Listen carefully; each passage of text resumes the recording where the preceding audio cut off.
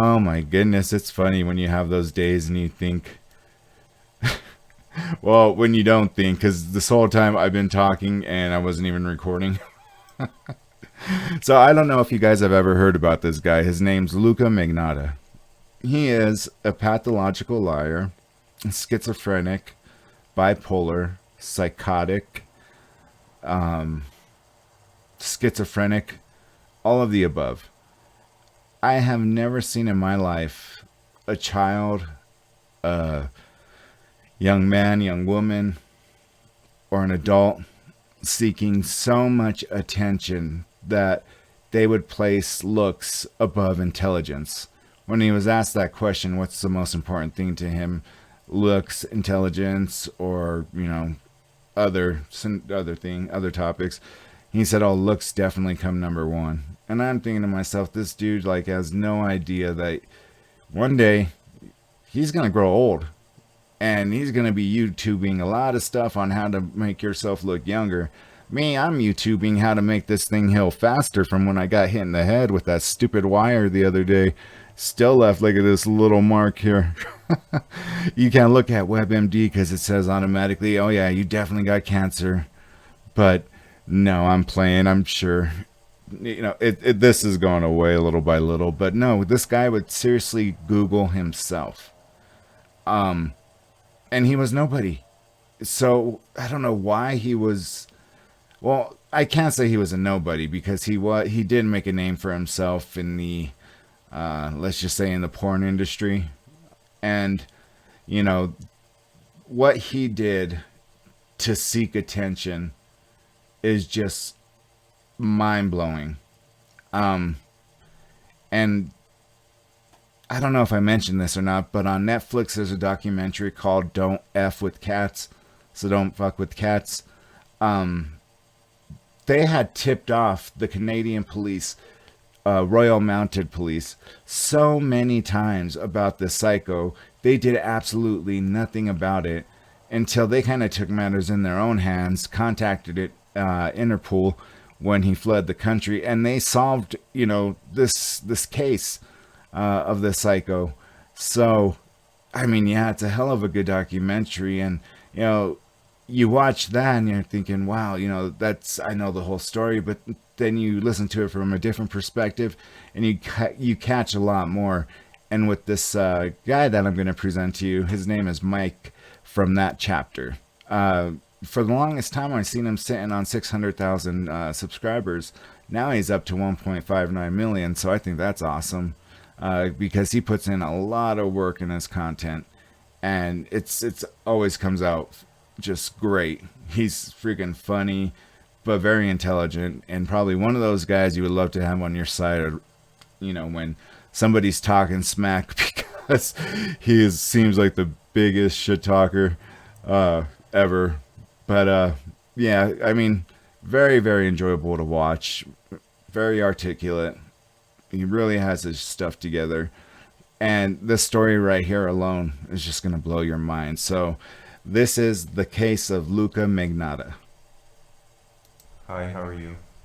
My name's Luca, and I don't live on the second floor.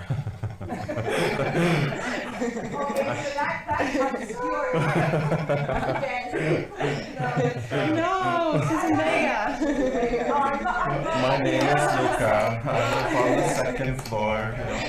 Hey you and welcome. My name is Mike, and in this video we're going back to, you guessed it, Canada. This is the story of certified crazy person, Luka Magnotta, who was, well, just an all-around piece of shite. So, to give you guys a little taste, he would kill kittens, he murdered and cut up an international student, he posted the video of this online, and then he went on the run and his favorite hobby was taking pictures of himself.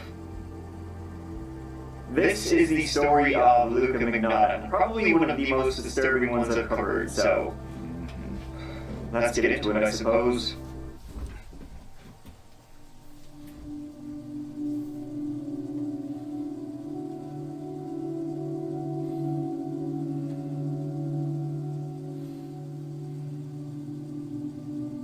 Luka Luka Magnotta was born Eric Clinton Kirk Newman in 1982 in Scarborough, Ontario.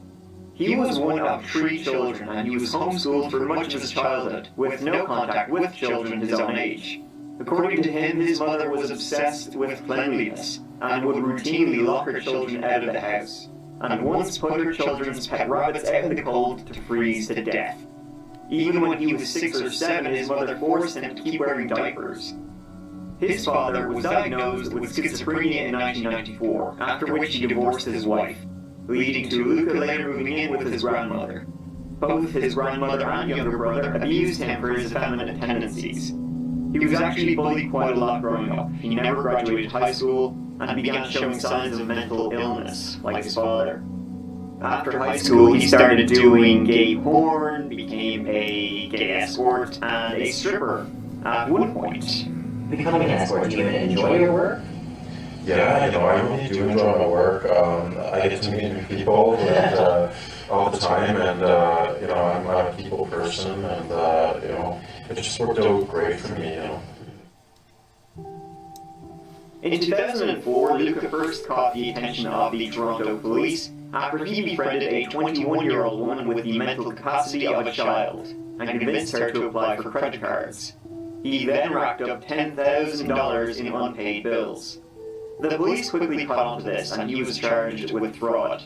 However, initially, police alleged he sexually assaulted the woman and videotaped it, but the police dropped the charge before the case went to trial. In 2005, Luka pled guilty and was convicted of 4 fraud charges. Before sentencing, his lawyer showed the court a medical report revealing that he had significant psychiatric issues. When the judge handed down the sentence, he said, "You have a medical problem and you need to always take medication. If you do not, your life is going to get messed up." Luka was then given a 9-month community service sentence and 12 months of probation. Luka Magnotta's lawyer at the time later said that the decision changed the course of Luka's life immeasurably, with huge ramifications to our society eventually. Well, that's not good. In early 2006, Luka began dating Barbie, a transgender woman. I met Luka Magnotta January of 2006. It's funny because the first thing I said was, I hope you're not going to murder me or kill me as a joke. The most weirdest relationships that I've had, to be honest. But don't get me wrong, he was a nice guy. He was very sweet and very romantic. Like, he took me out to Captain John's on our first date. Well, you picked up a limo, right? Several months later, they broke up, and it was around this time that he legally changed his name to Luka Rocco Magnotta, the corniest male porn star name there is. He later filed for bankruptcy, and it seems that around this time he decided that normal life just wasn't for him, and he needed to be somebody, and yikes. It was shortly after this that he began to get cosmetic surgery. 2 hair transplants, like I said before. And I'm planning on doing muscle implants in my pecs and my arms, so that just remains to be seen, but it's pretty... You think you're a bit of an addict? Yeah, my name's Luka, and I'm a cosmetic surgery addict. And he also tried out multiple times for different reality TV shows, but never got past the auditions. He was pretty much the definition of celebrity wannabe. How important are your looks to you? Oh my god, that's number 1. Okay, number 1 is looks, number 2 would have to be intelligence, and I don't know what the rest are. all I care about is number 1, basically. Wow. Hi, my name. Wow. You know, that I do not even remember. I remember him rating his looks before intelligence, but I don't remember what he said after the fact. That is just... yeah, right there. The judge definitely hit the nail on the head with that, because that right there is just so delusional. My name is Luka. Magnotta is my last name, Magnotta. Hi Luka, how are you today? Good, how are you? Okay. So, Thank right you. away, you know this is another competition as to this row. Sure, right away. Alright, definitely. John, how come like this voice is long? You're in the floor. I'm a very deep voice. A lot of of people tell me that actually. But why do my voice so deep? Practice makes perfect, right? A lot of people tell me I'm really devastatingly good looking, so. Oh my god. The problem is that what is good for cover eye isn't always what you're attracted to in your personal life. You don't know that he's very excited. Well, everyone has their personal point of view, like who they like and who they don't like, basically. I just don't think he's beefy enough for cover eye. I don't think you have the muscles or yet. I definitely can gain weight, you know. I know he's taking game. But you don't think I can. I can gain muscle. Everybody can do it. You know, I can gain muscle. I can work out. I'm very determined. And every goal that I put my mind to, I surpass. And this is when things start to get really crazy. Luka dropped by the Toronto Sun's headquarters in September 2007 to deny online rumors that he was dating Carla Homolka, a woman who, along with her husband, murdered 3 teenage girls. She was arrested in 1993 and released in 2005. My whole career is kind of going downhill, basically, these days, to be honest with you. And it's all because of this whole rumor of you dating Carl Homolka. This is the thing that's... The rumors destroyed my life, basically, and I've been receiving death threats. My address was posted, that's why I had to move. I want my Pomeranian back. It was taken out of my SUV. I know what happened was great. My reputation is completely ruined. I just, everybody said I want to set the record straight. That me and her have absolutely no connection. I go in to see casting directors, I go in to see agents. You know, they know who I am. You know, it's all over everywhere. Now, the rumors that Luka and Carla were dating were completely unfounded and very likely started by Luka himself. This is when we get into more of him just being an insane person who just wanted as much attention as possible at all times. He then continued to try garner attention online, posting comments about himself to create rumors and then using other profiles to deny them. Here he created one of his own YouTube fan pages. Twice in 2008, he lost battles with Wikipedia to keep a page up about himself. He was just gagging for a Wikipedia page. I mean, well, he has one now, but it's what he did to get it that we're gonna get into. His online ramblings then got progressively darker. Then, in 2010, shortly before Christmas, a video called One Guy, Two Kittens started circulating on discussion boards. The video depicted an unidentified man whose face was concealed, placing 2 kittens in a sealed bag and, well, let's not get into it. Yeah. Though the video was quickly removed from YouTube, animal activists learned of it, and the hunt for Luka began. Honestly, the animal activists did a much better job of finding him than like any police investigation did ever for finding anyone. Which is absolutely true and which blows my mind. They took from, you know, luckily even the documentary didn't show the filming of him doing what he was doing to the cats. I would have lost it. I would have been crying. But they were able to look at different patterns in his apartment. You know, a blanket, a sofa, you know, carpet, tile, all this.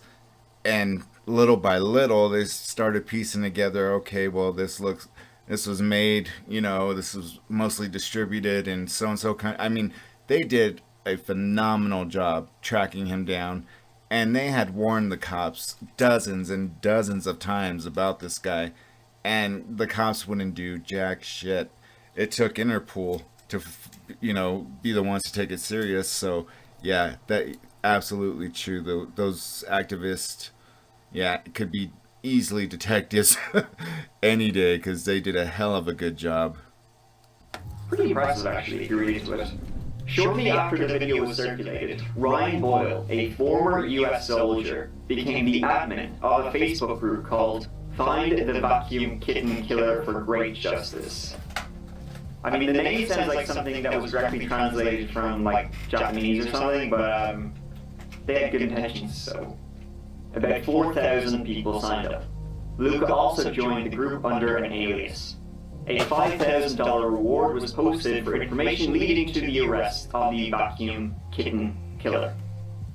However, he had posed with the cats before, and several unique personal items in the video could identify him before, well, the final video, which we're going to get to. Something to look forward to. So honestly, the group kind of found out who he was quick enough.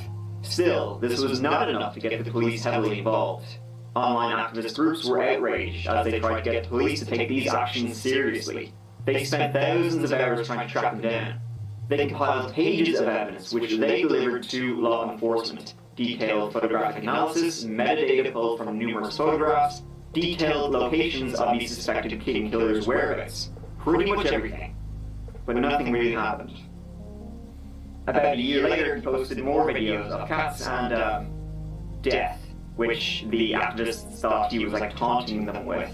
And then we get into even more death, but of the bigger kind. Over the course of 2 days, May 15th and May 16th, 2012, repeated references were made online to a new video. One lunatic, one ice pick. The video hadn't even been posted. After a flurry of online postings, Luka's online activity then went black for a few days. And then Concordia University student Jun Lin failed to show up for his job. This footage shows him with Luka Magnotta entering Luka's apartment.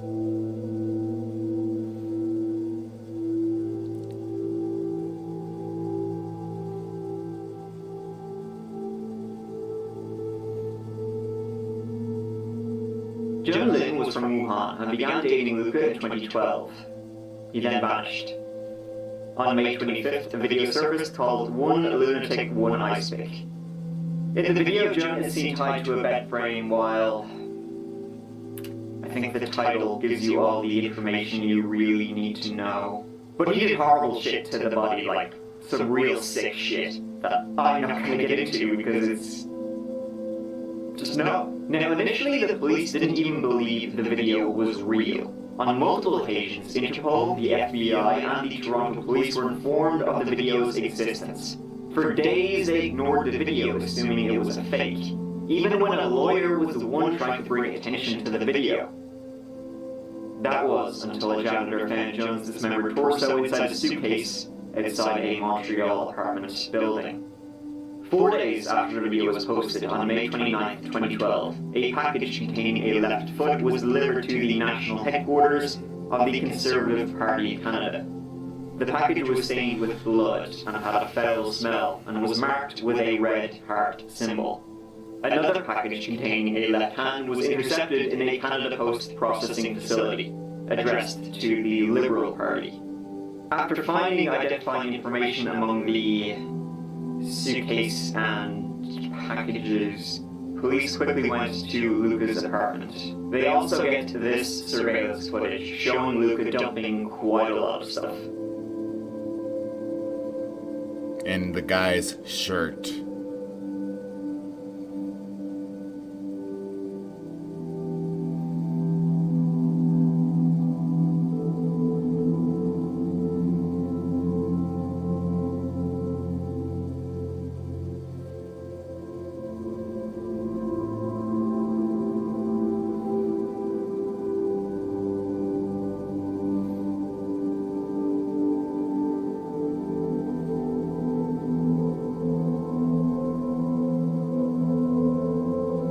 Luka's apartment had been mostly empty before he left. Blood was found on different items, including the mattress, the refrigerator, the table, and the bathtub.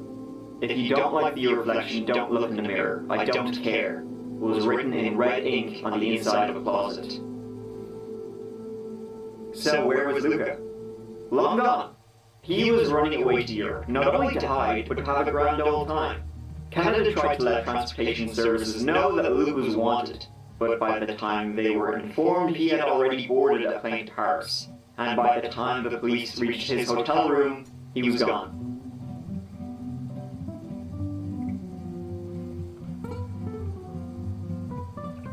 From there, he stayed with random men and took videos of himself, as he loved to do. He went to parties and lived as if he wasn't on the run by just having a jolly good time. What's up with the title? He was eventually caught in Berlin when, no surprise, he was found in an internet cafe reading online news stories about himself, and probably getting annoyed by the pictures they used of him.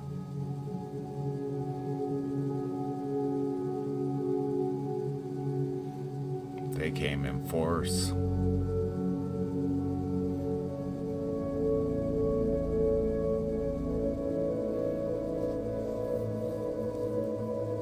On June 5th, 2012, a package containing a right foot was delivered to St. George's School, and another package containing a right hand to Falls Creek Elementary School in Vancouver. You can guess who they were from. I can't link it to anything right now. As we progress in the investigation, we will provide as much information as we can. Luka was then extradited back to Canada on June 18th. Luka Magnotta's final words as a free man to police: "Okay, you got me. I thought that's him who was wanted," this man says. "I saw a police car in the street and stopped it." Magnotta's arrest follows an international manhunt for the man accused of murdering and dismembering a Chinese exchange student in Montreal, then mailing his body parts. Luka was obsessed with keeping up appearances, seeming to thrive on media attention. Because of this and the gruesome behavior, the judge decided that the media would not be allowed into the courtroom. The judge wanted to be certain that Luka would not gain additional notoriety from his video or his actions. That's awesome. That is awesome. For such a attention bitch, that is awesome that the judge was mindful of that. In addition, he was kept in solitary confinement. He initially pled not guilty to all charges. However, on April 12, 2013, Luka was indicted on charges of first-degree murder, offering indignities to a human body, distributing obscene materials, using the postal service to distribute obscene materials, and criminal harassment. During the trial, it became increasingly clear that Luka Magnotta was not well. He fainted several times during the trial and claimed not to remember much of what was said.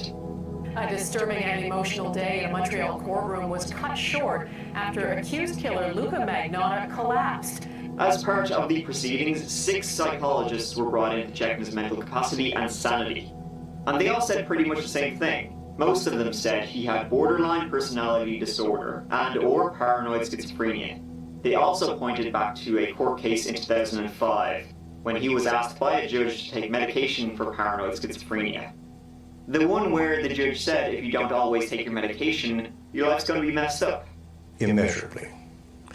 With huge ramifications to our society eventually. I mean, that's a bit of an understatement considering what happened, but he was on the ball.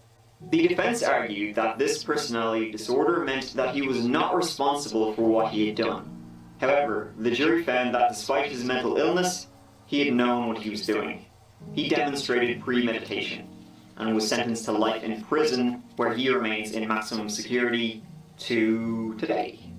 There was never any doubt Luka Magnotta killed Jun Lin, but today a jury found beyond a reasonable doubt he murdered him. Paul, the accused, showed no emotion as he stood to hear his fate. After more than 7 days of deliberations, the jury had just one word for each of the 5 counts against Luka Magnotta: guilty. That was the word Lin Duran was waiting for as he sat through week after week of graphic testimony. Luka Magnotta, the man who killed his 33-year-old son, Jun Lin, is going to jail for life. The family's lawyer says the verdict brings some relief. This does not return his son. It gives him no pleasure to see this man punished or sent away. It's better than nothing. The pain remains for the family, left with so many unanswered questions. In a victim impact statement read out in court, Lin's father wrote, "In one night, we lost a lifetime of hope, our futures, parts of our past." Now, Lucas still has quite the fan club. Shocking. People sent him love letters in prison. His videos still circulate online, and a few fans have even tried to emulate his look. There are fan pages for Luka on Facebook and entire websites devoted to him. His cult following says they support him against persecution.